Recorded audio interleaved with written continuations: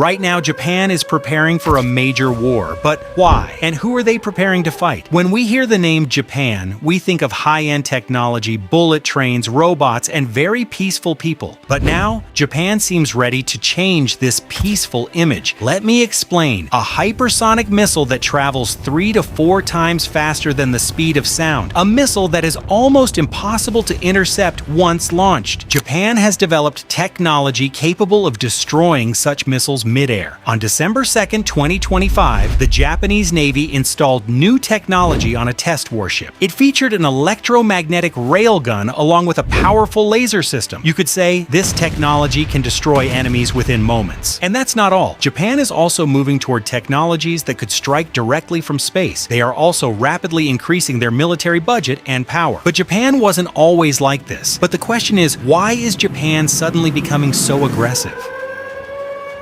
The time was the 1930s. Back then, Japan was an aggressive imperial power. In 1931, they occupied Manchuria in China. In 1937, they launched a full-scale invasion of China. During this time, the horrific Nanjing Massacre took place. Then in 1941, Japan attacked on Pearl Harbor. This turned out to be their biggest mistake. In response, in 1945, the US dropped atomic bombs on atomic bombing of Hiroshima and atomic bombing of Nagasaki. Japan surrendered, bringing the war to an end. After the war, Article 9 was added to Japan's constitution. It stated that Japan would never engage in war again. For nearly 80 years, Japan followed this path. But now, the situation has changed. Japan now faces threats from 3 sides. Their major conflict with China is over the Senkaku Islands. China claims these islands as its own. The Taiwan issue has made the situation even more complex. If China takes control of Taiwan, Japan's energy supply could be cut off. Japan also has a dispute with Russia over the Kuril Islands. This conflict has continued since World War II. North Korea is also a major threat to Japan. They regularly conduct missile tests. Many of these missiles fly over Japan. Whenever North Korea launches a missile over Japan, emergency alarms start ringing across the entire country. People are immediately instructed to take shelter in safe places. But there is another major factor behind Japan's military buildup: the United States. After World War II, the US limited Japan's military power through its constitution. However, to protect Japan, both countries signed the Treaty of Mutual Cooperation and Security in 1951. According to this agreement, if Japan is attacked, the United States will treat it as an attack on itself and step in to defend Japan. It's similar to a NATO-style security pact. Even today, thousands of US troops are stationed in Japan. In many ways, Japan's security has long depended on the United States, but recently, things have started to change. The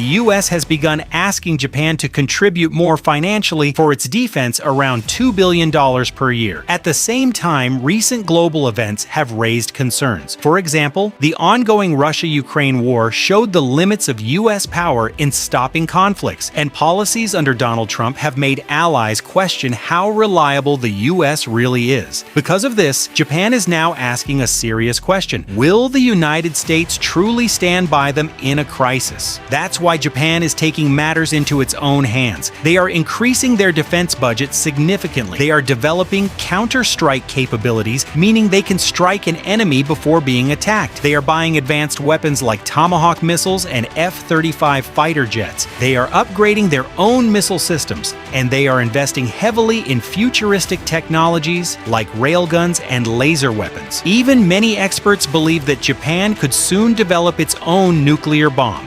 Once that happens, Japan will gain nuclear deterrence. And because of this, many analysts think that this region where Japan is located could potentially become the starting point of a future global conflict, even a third world war.